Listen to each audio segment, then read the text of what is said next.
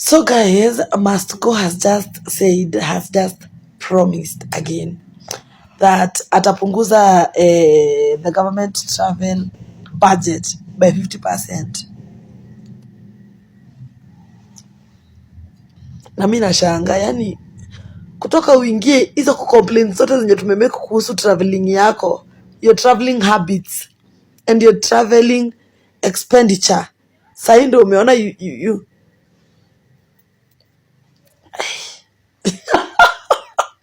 haya ni mambo gani haya? It's giving, I'm going through a lot of problems. Na ni mimi nilijiletea. Okay, mimi sikuchagua Ruto by the way. Anyway, one time drain the swamp and follow me on Instagram. Tukingojaga akate budgeter, entrepreneur, accountant. Sasa hii ni story gani tena nasikia ati ofisi ya Ruto inatumia 2 million daily kwa kuprint. Yani kazi ya kuprint. We nani photocopy hiyo sijui nini hiyo paper print hiyo nini nini gani imekuja? Print pia hiyo 2 million kuprint. Alafu kuna budget ya 1 billion wanalipa advisors wanalipa 1 billion. 1 billion kwa advice. 1 billion. Hii kitu inaendelea ndio wanatucharge 1 billion. Like home advisors, hiyo ndio worth 1 billion. The direction. Na TikTok kuna advisors wa free na wako na advice hatari. Sawa. Majama, mimi naambia ni bulanda, si ati nini. Mimi naambia Kenya inakuwa na mavipindi rare. Wewe sajue iko hivi. Control of budget ajulikana kama Margaret amekuja akasema pale State House wanatumianga 2.2 million daily kuprint mjamaa. Bulanda 2.2 million kuprint mjamaa. Kwani mnaprint mpaka maisha. Alafu madam amesema ni daily. Mjamaa hadi Sunday mnafanya printing. Ai bulanda mjamaa. Pale ni State House mjamaa. Pale number 1 anadunga mjamaa. Pale mambo inafanya kwa digital yani vitu ni digital. Mnaita makaratasi hapo mjamaa alafu. Ati State House imejaribu na makaratasi mapepa. Bulanda mjamaa bulanda. Ni sawa zile siku yenyewe grassroots leaders wanakama area ni sawa. Hizo ni siku za kwa single out tuseme ni aje. Hizi siku yenyewe jamaa wameja State House print mapepa wapewa fanya nini wanazo maeria. Lakini mjamazi siku zingine Sunday bulanda. The Executive Office of the President spent an average of 2 million shillings per day on printing services in the last financial year. The Office of the Control of Budget, Margaret Nyakango, has revealed. The report, which flagged massive wastage in government, also showed that President William Ruto's office spent a whopping 1 billion shillings on advisors who have since reached 20 in the Kenya Kwanza administration. Emmanuel To has more. On some cash crunch. The National Government Budget Implementation Review for the financial year 2024 to 2025 has laid bare the government's expenditure of the total budget of 4 trillion shillings in the year preceding the Genz protests that led to the withdrawal of the Finance Bill 2024. And despite the pledges to reduce budgetary expenditures in unnecessary and wasteful spending to plug the deficit, it appears the government was on an overdrive to implement the contrary. The report showing that out of its total budget of 4.6 billion shillings, Harambee House spent a total of 817 million shillings on government printing services alone, translating to 68 million shillings per month and an average of 2.2 million shillings per day for the services alone.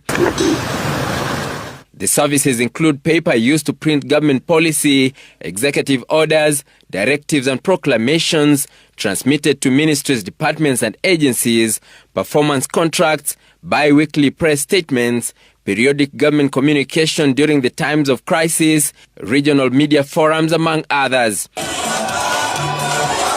The printing budget is also said to have gone higher due to the huge number of guests invited to State House for engagements, which require high-quality paper for the invitation cards.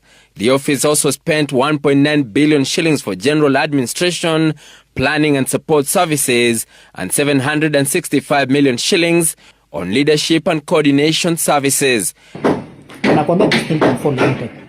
However, the report did not disclose how much was spent in the construction and refurbishment of the office, which has seen some officers relocate to higher floors in the building. The report also revealed that the office spent 1 billion shillings on government advisory services.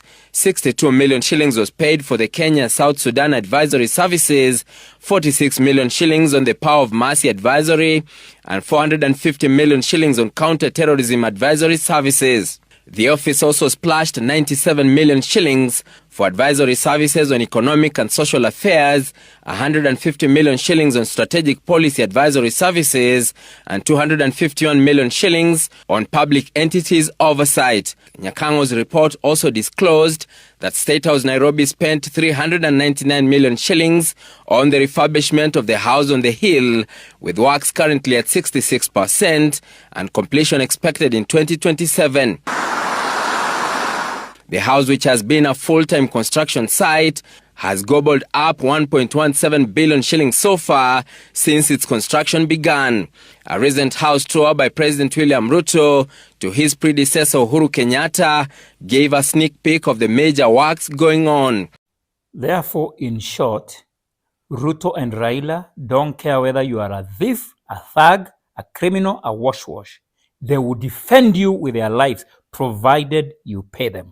Raila was paid to protect Sakaja. Shule za sekondari humu nchini zinakabiliwa na hatari ya kufungwa baada ya serikali kuchelewesha fedha za kuendesha shughuli za masomo kwa mihula miwili sasa.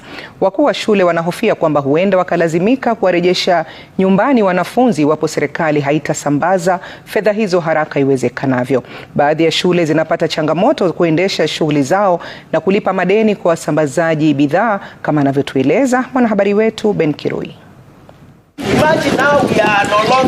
Wiki ya pili ya muhula wa tatu hata haijakamilika na tayari wanafunzi wa shule za sekondari nchini wanakabiliwa na tishio ya kurejeshwa nyumbani kutokana na serikali kuchelewesha pesa za kuendesha shughuli za masomo. Katika kaunti ya Machakos, zaidi ya shule 400 za sekondari zinakumbwa na changamoto ya kuendesha shughuli za masomo baada ya serikali kuu kuchelewesha kutoa fedha, hali inayowaweka walimu wakuu, wanafunzi na wafanyikazi katika hali ya sintofahamu. We are not happy with the government. You cannot take kids to school and not send capitation. What do you want the Vice Chancellor to do? Schools have opened. I was told the other day, the minister told us he has sent some money to take care of about 8,000 students. I don't know if that money has come, the VC, capitation and help.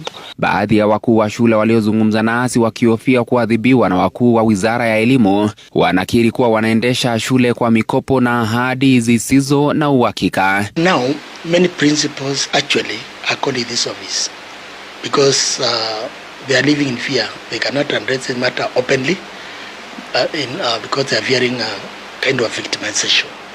They are asking, how do you expect schools to run with zero capitation and no fees? We are worried, and if you want to destroy a generation, take chances with education with that generation.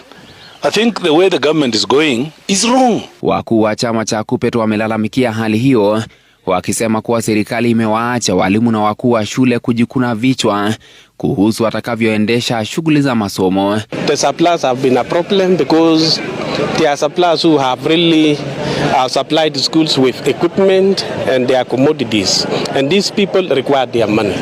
But when they go to schools, they are not given anything because the principals do not have anything. Kuna bidhaa ambazo tunastahili tununue ili tutumie katika masomo.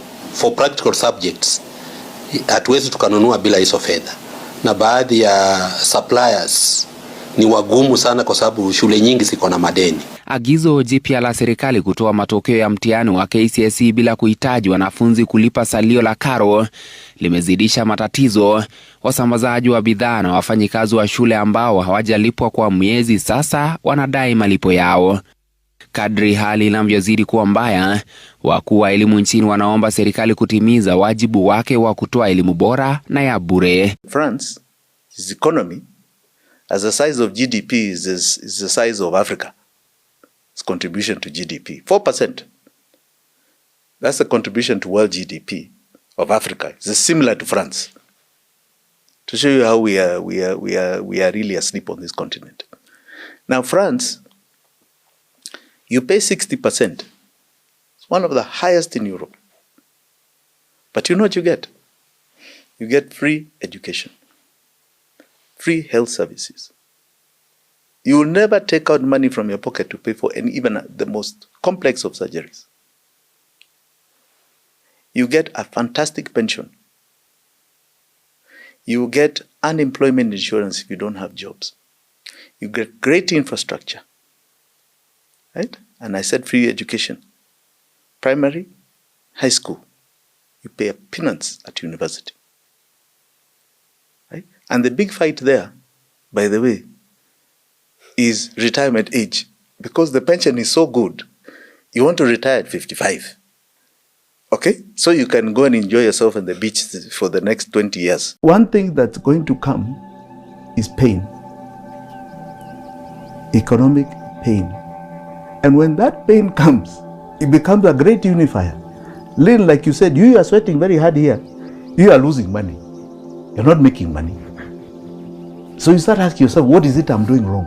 There's nothing you're doing wrong, by the way. Nothing. Don't even cry about it. You're innovative. You've been smart. You've got a good product in the market. There's nothing you're doing wrong. But the system is rigged against you. Yeah. That's all. So change it. And it will be rigged for you. There's nothing you're doing wrong. Anybody who is jobless today, it's not their fault. The system is literally rigged against you. It wants you there. There's nothing you're doing wrong. By design. By design. It's by design. Don't even think twice about it. So I said, eventually there are going to be enough people who are going to start asking themselves questions. Why am I in this pain? Why is my life not going on and getting ahead? And, the young community of Kenyans, whatever level you want to put it at, have access now to information because of political rights. We only had VOK, Voice of Kenya, which became KBC, as our TV and radio station. No other. Yes. You couldn't do shows like this. In fact, for any hot political news, we had to try and tune into radio to BBC or Voice of America, VOA. That's when you'd even hear the opposition leaders talking, being interviewed by them. Now, you have the information at your fingertips. Right here. Right here. So you're saying, others are enjoying good life. Wazungu seem like they have good life. How come I can't have good life? Yes. Even the competition here on social media has been very interesting. Somebody wants to post how they're eating well in nice restaurants, and somebody else wonders, why can't I have that life? One looks like they're dressed well. A lot of it is showbiz, but no matter what it is, one feels, why can't I? Yeah, there's a why can't I? Those questions are very good because they ask yourself, Kwani, are we less loved by God than others? What? I've gone to school. I was told that is the path out of poverty. I go to school, I get papers, I'll get a job, and I have a bright future. I come there, and there's even a doctor who, if there's a hard degree, it's called a doctor. I think it's the hardest degree. Yeah. Is having to go on the streets to beg for their salary. Yeah. And they are being treated like they are nothing. So it is no longer a prescription to get out of poverty. And don't buy into the political rhetoric of trying to divide you into tribes. Yes. Our problems are not tribal. There is no Kikuyu problem, there is no Kalenjin problem, there is no Luo problem, there is no Somali problem. There is no Kamba problem. Yes. Shift share knows no tribe. The university funding model knows no tribe. Yeah. Joblessness knows no tribe. All these problems that we point out, they do not know any tribe. Wakili, how are you doing? I'm okay, love. How are you? I'm good. Yes. Gachagua already sees himself as the better candidate for 2027. Now that you are also in Safina Party, Why should Kenyans believe on the Jimmy Wanjigi Willie Sutinho ticket as the real alternative? Because we are chaperoning politics of issues. It's about the people's agenda, not about politicians. So it should not be about an individual. What does that individual represent as the issue that is of concern to the people of Kenya? So ask us, what do we stand for? We stand for the economy. What vision and future plans do you have? Our vision is very straightforward and very clear. We are going to pay odious debt. Illegal debt, we will not pay. Yeah. Then you ask us, what will you do with the money that you save? We will not pay for, Kenya will not pay for education. It will be free.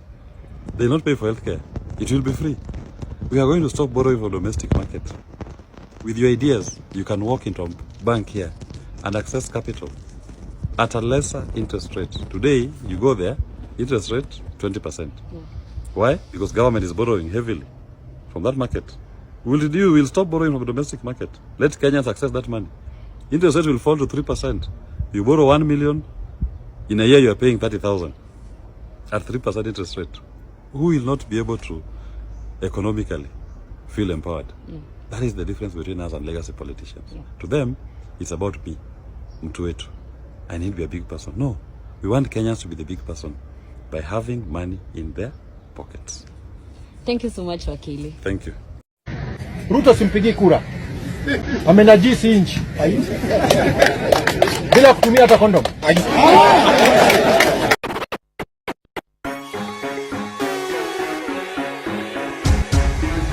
This is Selector Dede. Wanadhani ya bongo lala, ikikupita we bongo lala. Na walosema jana iwezi fika leo, tuko ground tunasoza.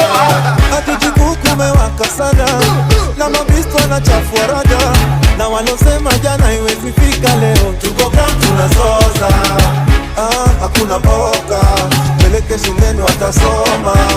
Madaktari wamegoma, hapo sani Yesu atatuponya.